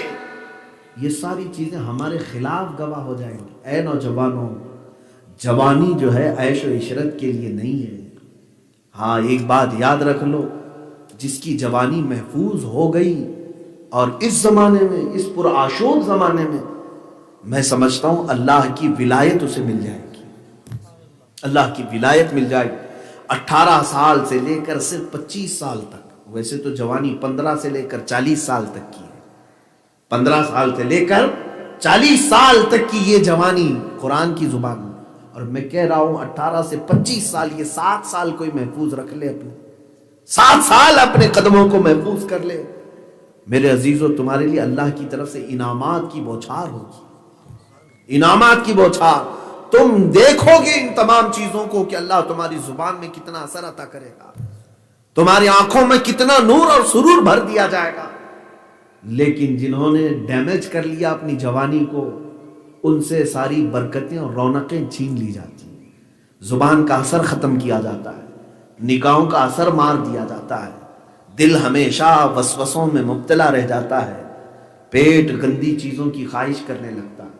جبکہ قرآن کہہ رہا ہے قد افلح المؤمنون، ایمان والے تو کامیاب ہو چکے. لیکن ہم تو ایمان والے ہیں نا، سب ایمان والے. کامیاب کہاں ہیں؟ کیوں نہیں ہے کامیاب؟ رب تبارک و تعالیٰ سے پوچھو، اے مولا تیرا قرآن کہہ رہا ہے ایمان والے کامیاب ہو گئے، کامیاب ہو گئے. یہاں کروڑوں مومن ہیں مولا، کیوں کامیاب نہیں؟ ہم تو ٹھوکروں پر جی رہے ہیں آج. ہم سے سب چیزیں چھین لی گئی ہیں، ہمارا اقتدار، ہماری سیاست، ہماری طاقت، ہماری دولت، سب چھینا جا چکا ہے. گائے بگائے ہمیں مار دیا جاتا ہے. اب تو حالات ایسے ہیں، خود جس ملک میں ہم رہ رہے ہیں ہمارا وجود مشکل ہو گیا ہے. اگلے سالوں میں، اگلے چند سالوں میں ہمارا تشخص، ہماری آئیڈینٹی باقی رکھنا مشکل ہو گیا. ظالموں کو اللہ نے ہمارے سروں پر مسلط کر دیا. کیا اسی کو کامیابی کہتے ہیں؟ قرآن کہہ رہا ہے کامیاب ہو تم، کامیاب ہو. پوچھو قرآن سے کیوں کامیاب تو کہہ رہا ہے ہمیں؟ ہمارا سب لٹ گیا، ہماری بچیاں آج آوارہ ہو گئی ہیں. آج ہندوستان کا ماحول یہ ہے میرے عزیزو، لو جہاد کے نام پر جو ظلم کر رہے ہیں، قانون فلاں قانون، قانون، یہ قانون کے نام سے جتنا ڈرایا جا رہا ہے شاید پچھلی صدیوں میں کبھی نہیں ڈرایا گیا ہوگا. ہندوستان کے ماحول میں کیا کیا نہیں ہو رہا ہے یہاں پر، آپ سب دیکھ رہے ہیں کہ بنام اسلام اور بنام کفر اب جنگ شروع ہے. یہاں پر ابھی کوئی معاملات جو ہے مائنورٹی میجورٹی کے نہیں چل رہے ہیں، بلکہ صرف اور صرف کچھ لوگوں کو الرجی ہے تو صرف نام اسلام سے الرجی. اب کھل کر کے سادھو سنت پنڈت پجاری کہنے لگ گئے کہ مسلمانوں کو ملک چھوڑنا چاہیے، ان کو جانا چاہیے یہاں سے. میرے عزیزو، یہ آدم علیہ السلام کی زمین ہے، ہم اپنے باپ کی زمین پر ہیں. یہاں سے جانے کا حکم کسی کے مجال نہیں، لیکن حالات یہاں تک لائے گئے. آپ دیکھ رہے، میں نے ابھی چند دن پہلے ایک کسی ایسے ہی بدماش گنڈے کو سنا جو اعلان کر رہا ہے ہماری سنگٹھن ہے، کوئی ہندو لڑکا مسلمان لڑکی کو لے کر کے آئے تو ہم اپنے 2.5 لاکھ روپے اس کو دیتے ہیں. یہ اعلانات کیے جا رہے ہیں، یہ کھل کر کے آج زہر پھیلایا جا رہا ہے۔ ہم تو پہلے سے یہاں پر امن و امان کے ساتھ رہتے آئے ہیں۔ میاں 700 سال مسلمانوں نے یہاں حکومت کی، لیکن ایسا نہیں ہے کہ مندروں کو توڑ دیا، ختم کر دیا، نہیں، باقی رکھا گیا ہے۔ اگر سب توڑ دیا جاتا تو کوئی چیز باقی نہیں رہتی۔ 700 سال میں تم 5 سال میں اتنا نشہ کر رہے ہو۔ اسلام اس بات کی اجازت نہیں دیتا کہ دوسری جو قومیں آباد ہیں ان کے ساتھ ظلم و زیادتی کا معاملہ نہیں کیا جائے گا، لیکن ابھی جو حالات ہیں، میں آپ سے گفتگو کر رہا ہوں، زہر بھر دیا گیا۔ جو سیکولر قسم کے لوگ تھے، جو نیوٹرل تھے، وہ بھی آج زہریلے ہو گئے۔ داڑھی سے الرجی، ٹوپی سے الرجی۔ اب یہ تمام حالات کے بعد میں پوچھتا ہوں، قرآن پھر بھی کہہ رہا تم کامیاب ہو، یہ مسئلہ کیسے سمجھیں گے ہم؟ تو اے نوجوانوں، تم خود پوچھو قرآن سے۔ قرآن تو کہہ رہا ہے کامیاب ہے، کامیاب ہے، کہاں ہے کامیاب؟ وَلَا تَهِنُوا وَلَا تَحْزَنُوا وَأَنْتُمُ الْأَعْلَوْنَ إِن كُنتُم مُؤْمِنِينَ۔ تم گھبراؤ مت، پریشان مت ہو، تم ہی سر بلند ہو، تم ہی فخر کے ساتھ، تم ہی سب سے زیادہ سرفراز ہو، بلند و بالا ہو۔ قرآن تو یہ دعوے کر رہا ہے۔ کیا تم میں سے کوئی یہ سوچ سکے گا کہ قرآن جھوٹی بات کہہ سکتا ہے؟ ایک جملہ تو دور کی بات، ایک نقطہ بھی اس میں جھوٹ نہیں ہوگا۔ لا ریب فیہ، یہ وہ کتاب ہے جس میں شک کی گنجائش نہیں۔ لیکن اب یہ گتھی سلجھائیں کہ کیوں ہم کامیاب کہہ رہا ہے قرآن، کیوں ہمیں کامیاب کہہ رہا ہے؟ جواب آئے گا قرآن کا۔ قرآن کہے گا اے نوجوان، یقیناً میں دعویٰ کر رہا ہوں کہ کامیاب ہو، لیکن شرط ہے کہ تیرے سینے میں ایمان ہو۔ تو ایمان پر آ کر کے تو دکھا، تیرے اندر ابھی ایمان کے وہ جذبے ہی نہیں آئے۔ اب میں نے پوچھا ایمان نہیں ہے میرے پاس، میں تو مسلمان ہوں، ہمارا نام احمد ہے، محمد ہے، عبداللہ ہے، زید ہے، خالد ہے، فلاں، ہم تو مومن ہیں، ٹوپی بھی ہے، داڑھی بھی ہے، کرتا بھی ہے، پیجامہ بھی ہے، اب ایمان نہیں ہے ہمارے پاس۔ ہاں، اب حدیث میں تمہیں پوچھا جائے گا۔ اب ہم نے پوچھا رسول پاک سے، قرآن کہہ رہا ہے ایمان ہے تو ہم کامیاب ہیں، آقا آپ بتائیں ایمان کسے کہتے ہیں؟ ایمان کسے کہتے ہیں؟ تب میرے آقا فرماتے ہیں لا یؤمن احدکم حتی اکون احب الیہ من والدہ وولدہ والناس اجمعین۔ تم میں اس وقت تک کوئی مومن نہیں ہو سکتا جب تک کہ وہ مجھ سے اپنے والدین، اپنے بچے اور تمام انسانوں سے زیادہ پیار کرنے نہ لگ جائے۔ جب تک رسول اس کے نزدیک سب سے زیادہ محبوب نہ ہو، اس وقت تک کوئی کامل مومن نہیں ہو سکتا۔ اب یہاں آ کر کے ہمیں پوچھنا پڑے گا اپنے سینے سے، اپنے دل سے، اے نوجوان، کیا تو اپنے رسول سے ویسی محبت کرتا ہے؟ کیا تو اپنے بھائی بہن، بیٹے، ماں باپ، سارے انسانوں سے زیادہ اپنے رسول کو چاہتا ہے؟ ہو سکتا ہے تمہاری زبان کہہ دے کہ ہاں میں چاہتا ہوں، لیکن تمہارا دل جھٹلائے گا، نہیں، تو نہیں چاہتا اپنے رسول سے، تو کسی اور کے چہرے کو پسند کرتا ہے۔ اگر تجھے رسول سے عشق ہوتا تو تیرا چہرہ ہی بتا رہا ہوتا، اگر تجھے رسول سے محبت ہوتی تو تیرے اعمال بھی بتا رہے ہوتے۔ نہیں میرے عزیز، تو کسی اور کا دل دادا ہے، زبان کچھ اور کہہ رہی ہے، عمل کچھ اور کہہ رہا ہے۔ اسی لیے سیدنا ابو بکر شبلی رحمت اللہ تعالیٰ علیہ فرماتے ہیں میری زندگی میں سب سے ٹف سوال، سب سے مشکل سوال کیا ہے؟ اگر کسی نے پوچھ لیا کہ آپ رسول اللہ سے محبت کرتے ہیں، میں آپ سے پوچھ رہا ہوں، آپ جواب میں کیا کہیں گے؟ ظاہر سی بات ہے ہاں کہیں گے۔ حضرت ابو بکر شبلی فرماتے ہیں میری زندگی کا سب سے مشکل سوال ہے، اگر نہ کہہ دوں تو ایمان ہی چلا جائے گا، اگر نہیں کہہ دیا، محبت نہیں کرتا تو ایمان ہی ختم ہو جائے گا، اور اگر ہاں کہوں تو جھوٹا پڑ جاتا ہوں، کہ دل ملامت کرنے لگتا ہے تو کہاں اور تیرے رسول کہاں؟ تو کیسی محبت کی بات کر رہا ہے؟ یہاں نوجوان تو وہ ہیں جو 4 دن کے عشق و محبت میں کسی لڑکی کے فدا ہوتے ہیں تو اپنے جسم کو بدل لیتے ہیں۔ اگر محبوبہ نے کہہ دیا کہ تیرے اوپر بلیک اچھا لگتا ہے، سارا بلیک کر لیتا ہے۔ اگر محبوبہ نے کہہ دیا کہ تیرے بال ایسے اچھے لگتے ہیں، وہ بالوں کو تبدیل کر لیا۔ اس کو جو فیوریٹ کلر ہے وہ تمہیں بھی فیوریٹ ہے۔ یہ دنیاوی مجازی عشق میں جو جوان اپنے آپ کو بدل لیتا ہے، میں پوچھتا ہوں اے جوانوں، اپنے رسول کے لیے تم نے اب تک کیا بدلا ہے؟ اب تک اپنے آپ میں کیا چینج کیا؟ مجھے بتاؤ۔ یہی تو آ کر کے ہم پھنس جاتے ہیں۔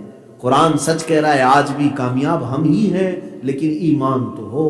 جس کو اقبال نے بہت اچھے انداز میں کہا، اللہ نے یہ تمہارے ساتھ وعدہ کیا ہے، اے جوان تو تخت و تاج کی بات کرتا ہے، ہاں تو پارلیمنٹ کی بات کرتا ہے، کرسی کی بات کرتا ہے کہ یہ میرے پاس نہیں، فلاں میرے پاس نہیں، یہ سب چھوڑ. اللہ فرماتا ہے تجھے کیا دوں گا وہ سن، کی محمد سے وفا تو نے تو ہم تیرے ہیں. رب تعالیٰ فرماتا ہے کہ محمد سے وفا تو نے تو ہم تیرے ہیں. یہ جہاں چیز ہے کیا لوح و قلم تیرے ہیں. یہ نوجوان کے لیے اللہ کا وعدہ ہے، تو وفا تو کر اپنے رسول سے، پھر تقدیر تیرے حساب سے لکھ دی جائے، تیری دعاؤں کے مطابق، تیری خواہشات کے مطابق. یعنی تقدیر معلق بعض مومنین کے دعاؤں سے بدل دی جاتی ہے. عزیزان گرامی، اسی لیے کہا خودی کو کر بلند اتنا کہ ہر تقدیر سے پہلے خدا بندے سے خود پوچھے بتا تیری رضا کیا ہے. یہ وہ نوجوان ہیں جو وفا کرتے ہیں اپنے رسول سے. اب وفادار جوانوں کی تھوڑی سی مثالیں تمہارے سامنے رکھ دوں. وفادار ہوتے کون ہیں؟ جو اپنا سب کچھ نبی کے نام پر فدا کر دیں. حضرت انس بن نذیر رضی اللہ تعالیٰ عنہ ایک صحابی ہیں. انس بن نذیر، محبت رسول ہوتی کیا ہے. اور نوجوانوں کے اندر آج میں یہی سمجھتا ہوں، اے جوانوں تمہارے اندر وہ ایمان آ جائے اپنے رسول پر مر مٹنا اور ان کے ناموس اور ان کی عزت کی حفاظت کرنا، تو سمجھ لو اللہ ساری چیزوں کی خود حفاظت کرے گا. تمہاری مسجدیں محفوظ ہو جائیں گی، سب چیزیں محفوظ ہو جائیں گی، صرف تم ناموس رسالت کے لیے کھڑے ہو جاؤ، تم اپنے نبی کی عظمت کے لیے کھڑے ہو جاؤ. کیونکہ اللہ رب العزت نے اپنے رسول کو تمہارے درمیان بھیجا. کبھی سوچا تم نے؟ اللہ تعالیٰ کی مخلوقات میں ہزاروں مخلوقات ہیں، ہزاروں عالم ہیں، وہ ہر عالم کی رحمت ہے. کسی عالم میں رہ جاتے، میرے آقا ہر عالم کی رحمت ہے. فرشتوں کی بھی رحمت ہے، ملائے اعلیٰ کے لیے بھی رحمت ہے، جنات کے لیے بھی رحمت ہے. رسول ہمارے محمد صلی اللہ تعالیٰ علیہ وسلم وہ ہر عالم کی رحمت ہے. کسی عالم میں رہ جاتے، یہ ان کی مہربانی ہے کہ یہ عالم پسند آیا. ہمارے درمیان اللہ نے انہیں اتارا، مبعوث فرمایا. تو اب تم سے ہی یہ ساری چیزیں سوال بھی کرے گا رب تعالیٰ کہ میں اپنے سب سے محبوب رسول کو تمہارے درمیان اتارا، تو تم نے میرے رسول کا کیا خیال کیا؟ تم نے میرے رسول کی ناموس کی کہاں کہاں حفاظت کی؟ اے میرے عزیزو، آج نوجوانوں نے ہلکے میں لینا شروع کر دیا. آج تمہیں معلوم ہے سوشل میڈیا کا دور ہے، سوشل میڈیا کا دور، فیس بک، انسٹا، واٹس ایپ، اس میں تو پورے مگن رہتے ہیں سارے لوگ. آپ کو خبر ہے آج کی اسی پرفتن دور میں ہندوستان کی بات کر رہا ہوں، اللہ کی پناہ میرا کلیجہ منہ کو آتا ہے بولتے بولتے، کبھی ڈر بھی لگتا ہے. 25,000 پوسٹ ہمارے جوانوں نے ایسی نکالی جس میں گندی گالیاں میرے نبی کی شان میں دی گئی. پہلے تو ایک کوئی گستاخی کرتا، اب تو سب تل ملاتے تھے، سب کھڑے ہو جاتے تھے. ہم برداشت نہیں کرتے اپنے نبی کی شان میں کوئی بات. میں ایک دو کی بات نہیں کر رہا ہوں، 25,000 پوسٹ پڑی ہوئی ہیں.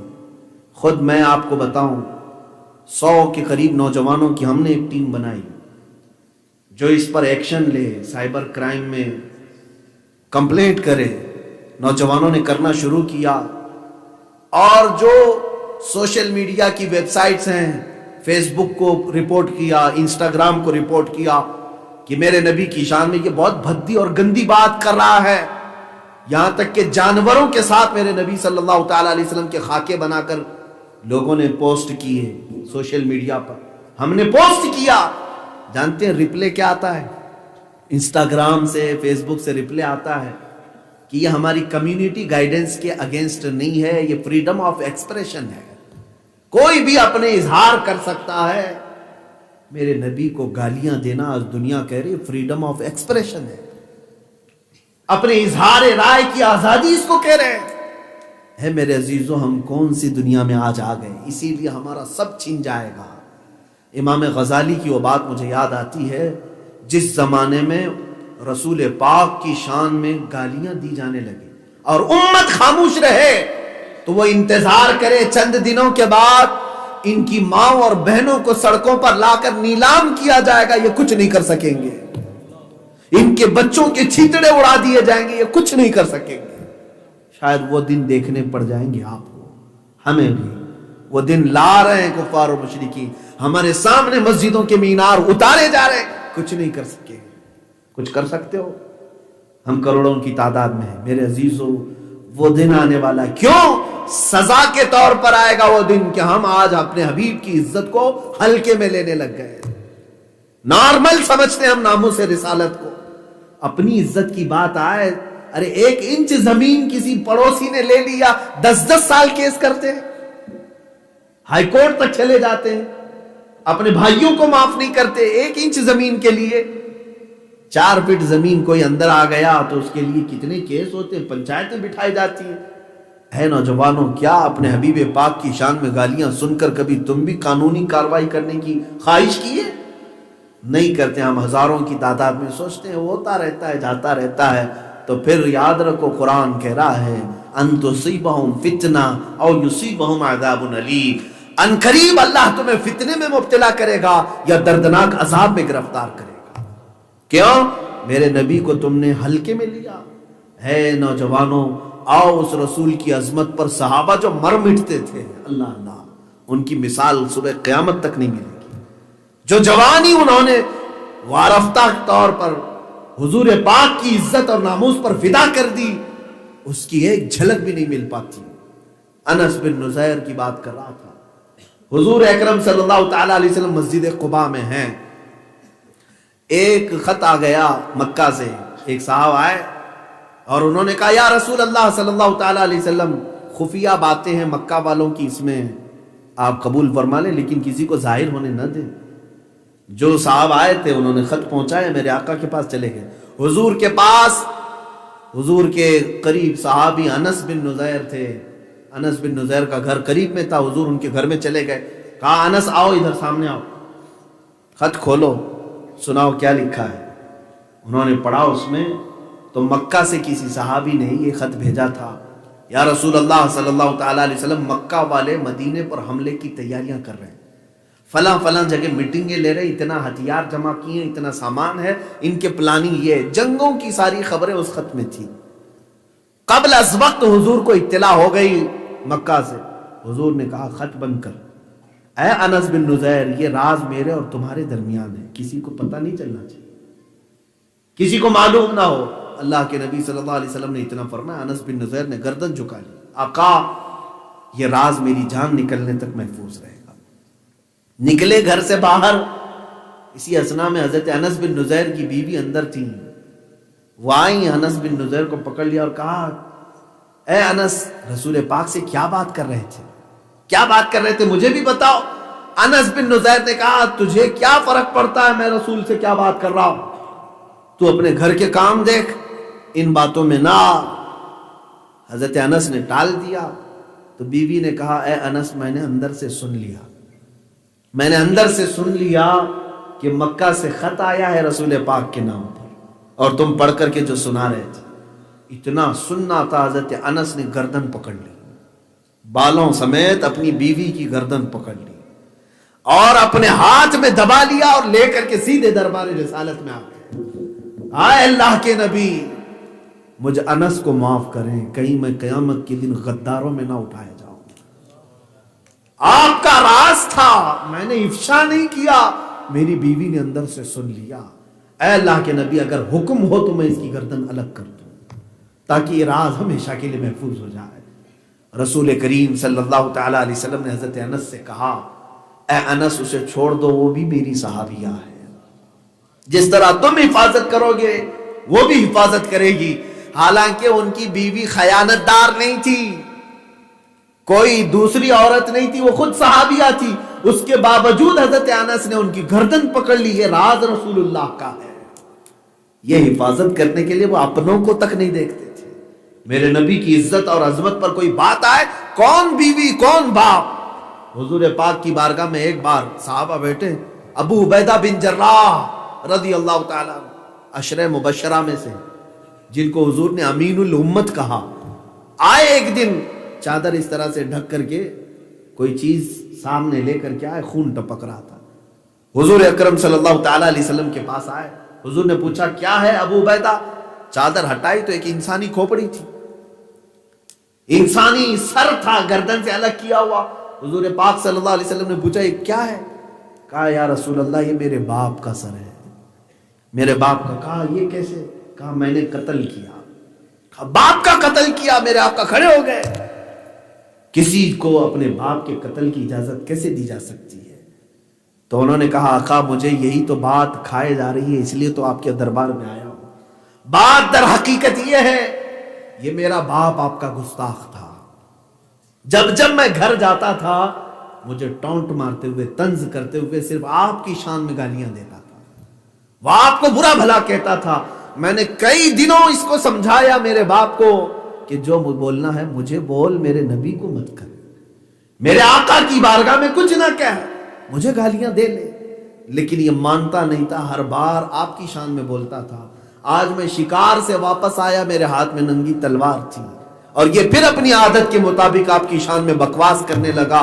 مجھ سے رہا نہ گیا، میں نے تلوار گھما دی، سر کٹ گیا اور میں لے کر کے آیا ہوں. اے آقا اگر یہ جرم ہے تو مجھے سزا دیتے، لیکن میں نے جو کیا وہ میں برداشت نہیں کر سکتا تھا آپ کی محبت میں، اور میں سن نہیں سکتا تھا، اس لیے میں نے یہ کام کیا. جانتے ہو ابو عبیدہ بن جراح یہ وہ صحابی ہیں کہ جو رسول کریم صلی اللہ تعالی علیہ وسلم کے ہر درد کو، ہلکی سی تکلیف کو اپنی تکلیف سے زیادہ سمجھتے تھے.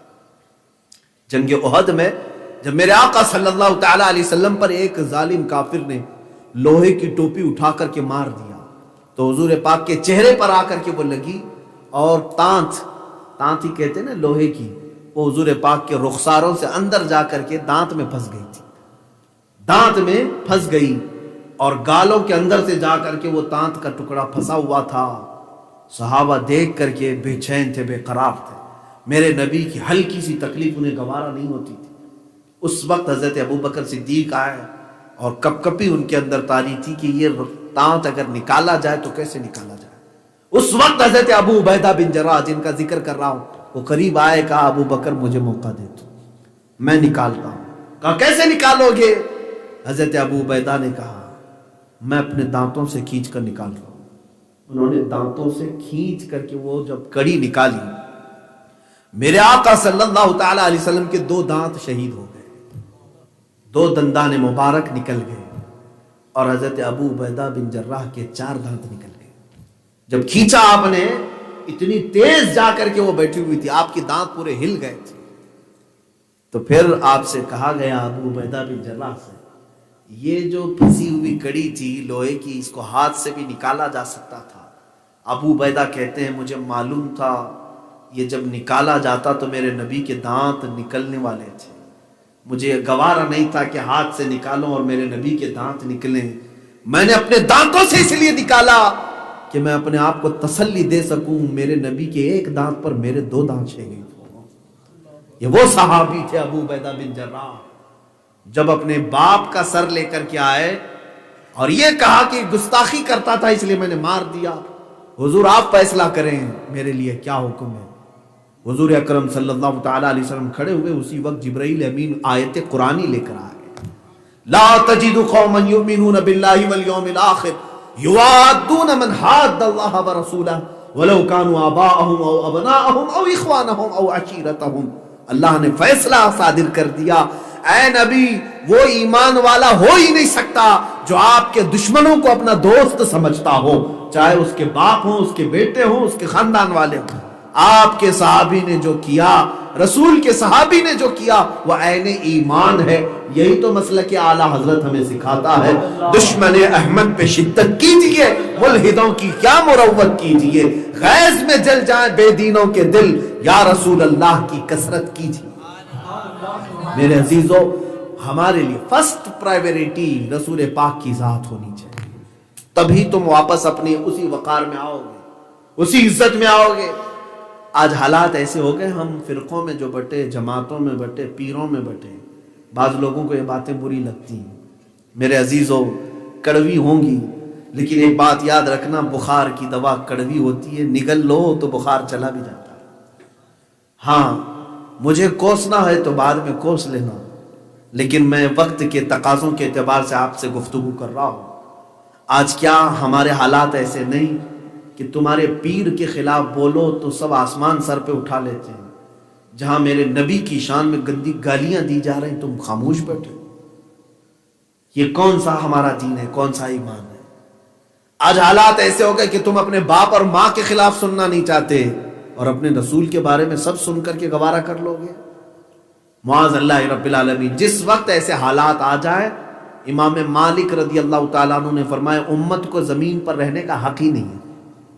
امام مالک فرماتے ہیں امت کو زمین پر رہنے کا حق نہیں، اس لیے کہ اللہ نے تمہیں زمین پر بسایا ہے اپنے رسول کے صدقے میں، اور قرآن یہاں تک کہہ رہا ہے وَمَا كَانَ اللَّهُ لِيُعَذِّبَهُمْ وَأَنْتَ فِيهِمْ، اللہ پچھلی قوموں کی طرح عذاب ان پر نازل نہیں کرتا اس لیے کہ ان کے درمیان میرا محبوب آرام کر رہا ہے۔ ہمیں عذاب سے اللہ نے محفوظ رکھا اور تم اتنا بھی خیال نہیں کرتے اپنے رسول کا، اس رسول پاک صلی اللہ تعالی علیہ وسلم کی عظمتوں کے لیے۔ اسی انس بن نذیر کی بات میں کمپلیٹ کروں، جو رازدار رسول بھی تھے، میرے عزیزوں وہ رازوں کی حفاظت میں اپنے ساری چیزیں قربان کرنے کو تیار۔ جنگ احد ہے، جنگ احد، انس بن نذیر جوان صحابی تھے۔ اے جوانوں سنو، جوانی کہاں دینے کے لیے؟ انس بن نذیر جوان ہے، احد میں اس طرح سے لڑ رہے تھے۔ احد کی جنگ کا اگر پس منظر آپ کو معلوم ہے، نقشہ معلوم ہے تو سمجھ میں آ جائے گا۔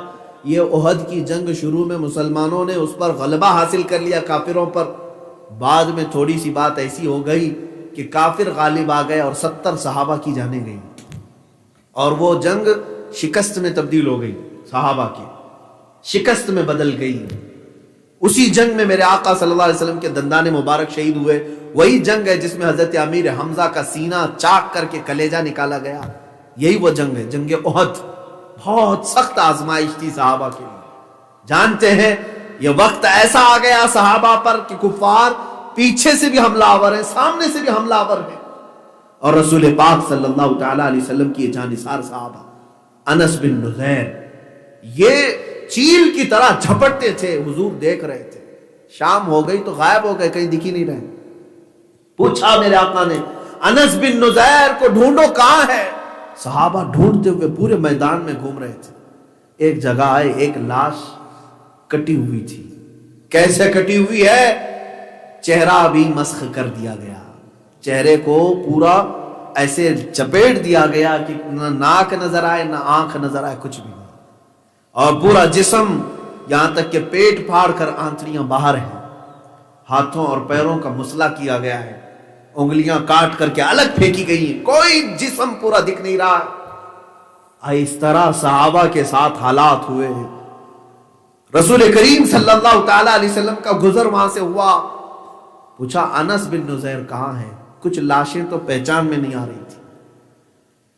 حضرت انس بن نذیر کی بہن تھی، مدینے سے آئی، وہ آتے ہوئے میدان میں آئی، ایک کٹی ہوئی انگلی پڑی تھی، اٹھایا، انگلی کا پور دیکھ کر کے کہا یہ میرے بھائی انس کی انگلی ہے، میں بچپن سے اس کو جانتی ہوں۔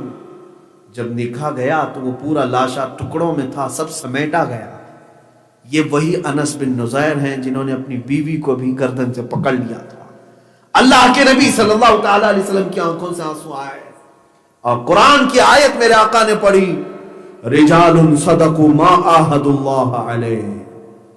قرآن کی آیت میں میرے آقا نے پڑھا، قرآن اللہ کہہ رہا ہے کہ کچھ ایسے لوگ ہیں جنہوں نے اللہ سے کیا ہوا وعدہ پورا کر دیا۔ میرے آقا فرماتے ہیں جن لوگوں کا ذکر اللہ قرآن میں کہہ رہا ہے وہ یہی انس بن نذیر ہے، یا اللہ سے کیے ہوئے وعدے کو پورا کرنے آئے دنیا میں، انہوں نے اپنی جان فدا کر دی۔ اے نوجوانوں، تمہارے پاس اللہ نے طاقت دی ہے، قوت دی ہے، کیا تم رات بھر گیم کھیلنے کے لیے پیدا کیے گئے؟ کیا تم انٹرنیٹ پر چیٹنگ کے لیے پیدا کیے گئے ہو؟ تمہارے رات کا ہر لمحہ سوال کیا جائے گا، اور آج کے حالات میں اگر تم بیدار نہیں ہوئے تو پھر کل قیامت کے دن تمہیں رسول پاک کے سامنے کھڑا ہونا ہے۔ کوئی چھٹکارا نہیں، نہ قبر میں چھٹکارا ہے نہ حشر میں چھٹکارا۔ تم قبر میں بھی جاؤ گے، کون انکار کرے گا اس سے کہ میرا لاشا قبر میں نہیں جائے گا؟ کون انکار کرنے والا ہے؟ تم کروڑ پتی نہیں، ارب پتی نہیں، پتہ نہیں کتنے پتی ہو، قبر میں تو جاؤ گے، اور فرشتے آ کر تیسرے سوال میں یہی پوچھیں گے رسول کے بارے میں کیا کہتا تھا۔ हुजूर को दिखा करके पूछेंगे इनके बारे में तू क्या कहता था।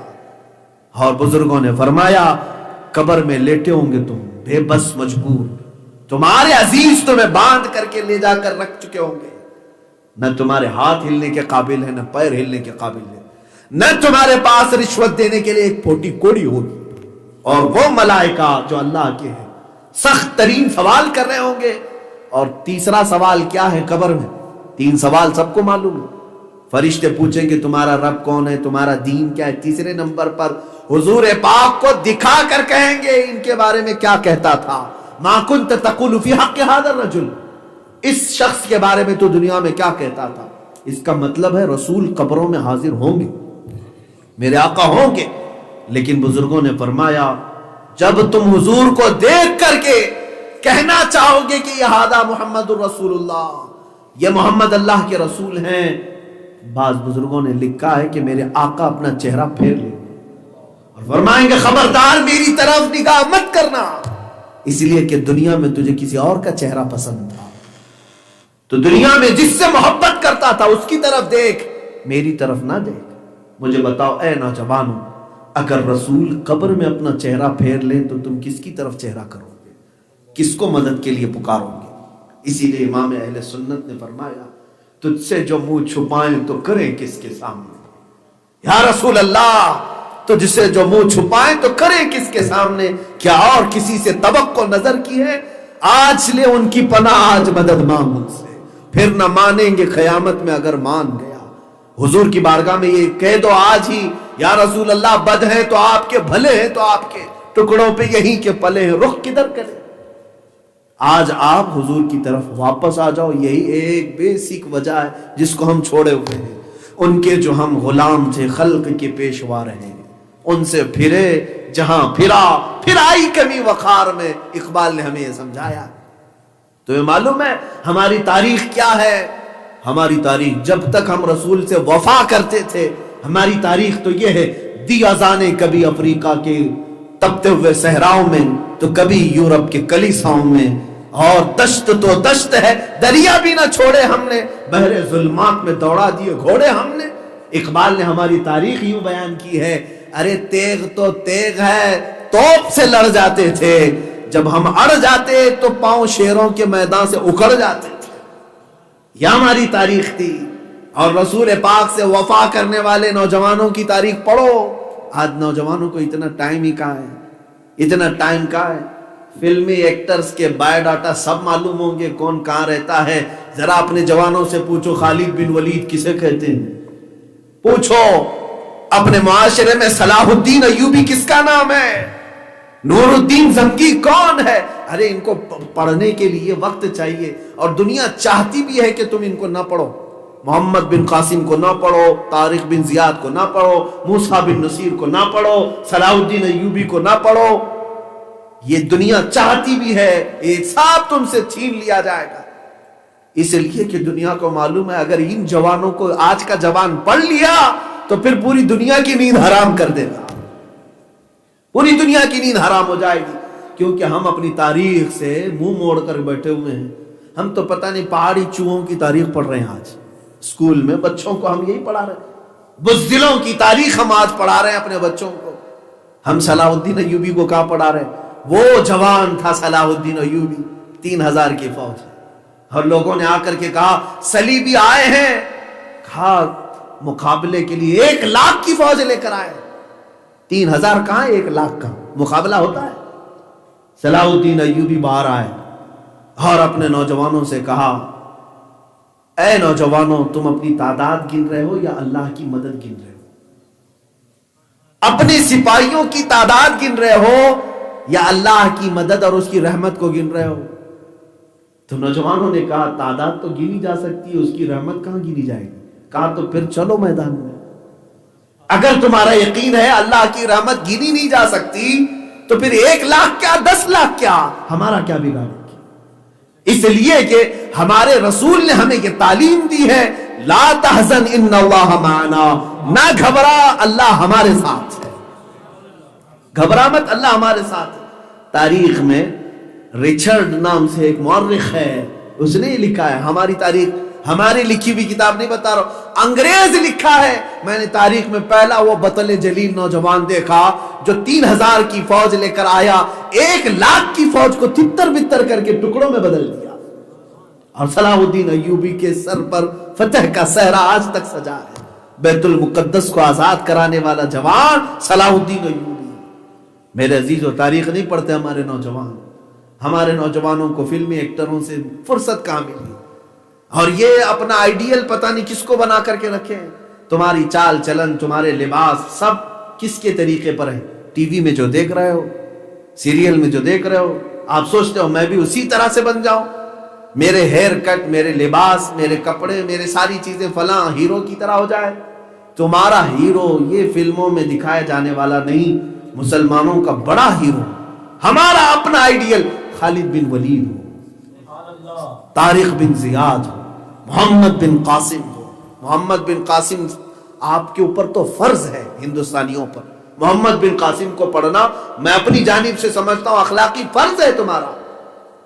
کون ہے جانتے ہیں آپ؟ میں جوانوں کا ہی تذکرہ کر رہا ہوں میرے عزیزوں، میں اس پر بات کرتا رہوں گا، وقت پوری رات چلی جائے گی، لیکن میں دیکھ رہا ہوں کہ جتنے جوان ہیں وہ سب سہمے ہوئے بیٹھے ہوئے ہیں۔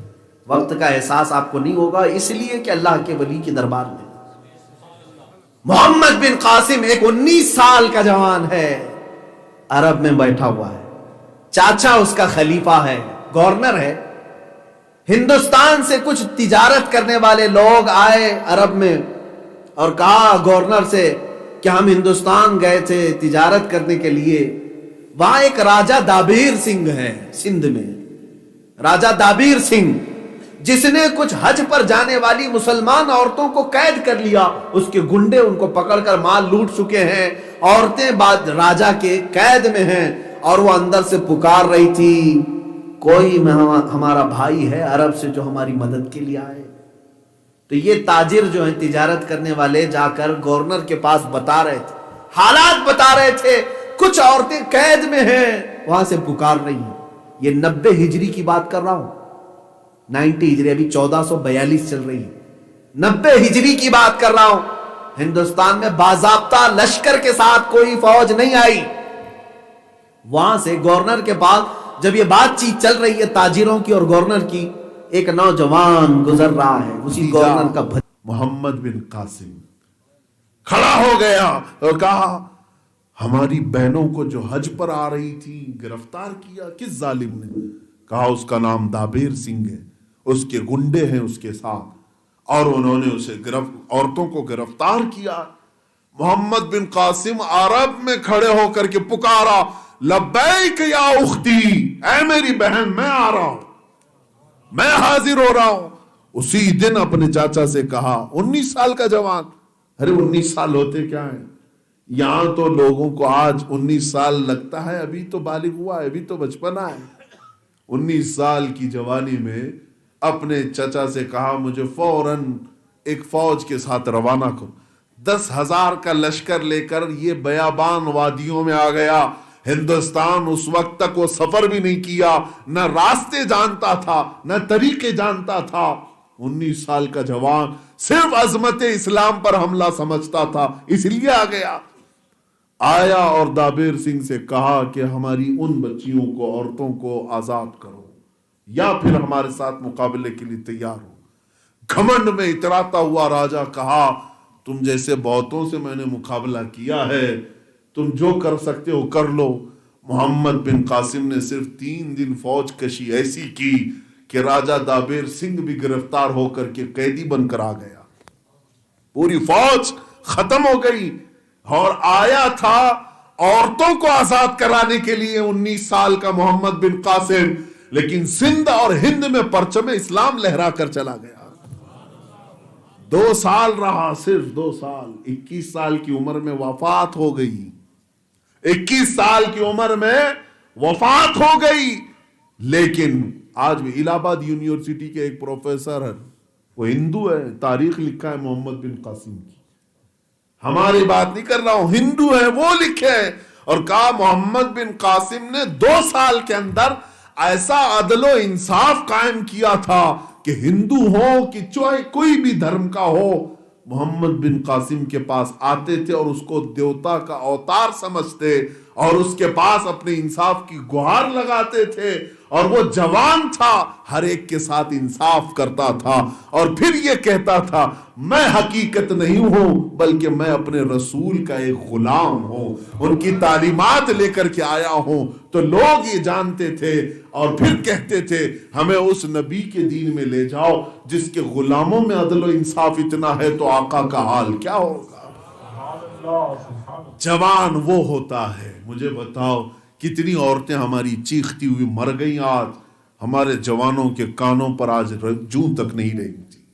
हम तो आज बैठे सुन रहे हैं ना, न जाने कितनी बहनें हमारी मदद के लिए पुकारती रही। आज पूरे वर्ल्ड में, पूरी दुनिया में हम तादाद के एतबार से तकरीबन 180 करोड़ को पहुंचे हुए हैं। 180 करोड़ मामूली बात होती है, तादाद इतनी बड़ी। मेरे आका ने सच फरमाया था एक वक्त आएगा जब तुम्हारी हैसियत समंदर के झाग के तादाद में बहुत होंगे लेकिन तुम्हारी हैसियत समंदर के झाग की तरह, जो सुबह दिखता है और शाम में नहीं दिखता। ईमान दिखता है कभी और कभी गायब हो जाता है। होश के नाखून लो ऐ नौजवानों, जिंदगी जिंदा दिली का नाम है। दूसरों के दर्द का एहसास करना ये जिंदगी है। सेल्फिश बनकर के अगर जीते रहो, मुझे मेरे घर का बस देखना, मेरा बेटा सही है, मेरी बेटी सही है, मेरी बीवी सही है, बस बाकी सब जाएं किसी भी जगह, मुझे क्या फर्क पड़ता है। इंतजार करो अपनी बारी का। वो जो आग बहुत दूर लगी है उसकी चिंगारियां तुम्हारे घर को भी जलाकर खाक करेंगी। आज मैं समझता हूं जिस तरह से हमारे बच्चों पर और बच्चियों पर जुल्म की एक नई दास्तान लिखी जा रही, कश्मीरियों की हालत कितनी खतरनाक है। आज वहाँ के कई नौजवान बच्चे हैं जो मुझे मैसेज भी करते हैं, हालात भी बताते हैं। ऐसे ऐसे हालात भी आए उनके साथ कि उनके सामने उनकी माँ और बहनों के साथ इस्मत दरी की गई। नौजवान बच्चे, एक लिस्ट अभी मुझे 4 दिन पहले एक बच्चे ने भेजा वहाँ से, तकरीबन उसमें 18 या 20 नौजवान हैं जिनको बगैर किसी कसूर के गोलियों से भून दिया गया। सड़कों पर पकड़कर ऐसे ऐसे भूना है कि सर पर बंदूक चली है तो भेजा निकल कर बाहर आया। नौजवानों की तस्वीरों के साथ मुझे भेजा गया। दर्द करता है दिल। हम क्या करें, आज हालात ऐसे। इसलिए मेरे अजीजों, मैं जगाने के लिए आया हूं। मेरी जितनी जिम्मेदारी है कि मुझे अगर मिंबर मिला है तो मैं ये समझता हूं ये सिर्फ कमाने के लिए नहीं मिला, रसूल पाक के गुलामों को जगाने के लिए। मैं अपनी जिंदगी समझता हूं जितना हो सके तुम्हारे दिलों में अपनी बात उतार कर जाऊं। मेरे बच्चे नौजवान जो चंद दिनों के बाद मेरी बातों को याद करेंगे, एक दिन आएगा वह अज़मत रिसालत को समझ करके खड़े होंगे। फिर देखना कि परचम इस्लाम लहराता कैसे है और अल्लाह की मदद आती कैसे है, अल्लाह की मदद कैसे आती है। इसीलिए इकबाल ने हमें यह दर्स में कहा था, कुव्वत इश्क से हर पस्त को बाला कर दे। यानी कोई और ताकत नहीं है तेरे पास, माल जमा करने में लगे हुए हैं, नहीं बहुत माल आ जाए तब हम कुछ काम करेंगे, अरे बहुत ज्यादा बड़ी ताकत आ जाए, इक्तिदार आए, हम कुछ कर लेंगे। लेकिन इकबाल जैसा आशिक तो कहता है नहीं, अगर तू पस्ती को, डूबे हुए को उठाना चाहता है तो किस ताकत से, कुव्वत इश्क से हर पस्त को बाला कर दे। दहर में अगर कोई चीज उजाले की है तो इकबाल कहता है दहर में नामे मोहम्मद से उजाला कर दे, दहर में नामे मोहम्मद से उजाला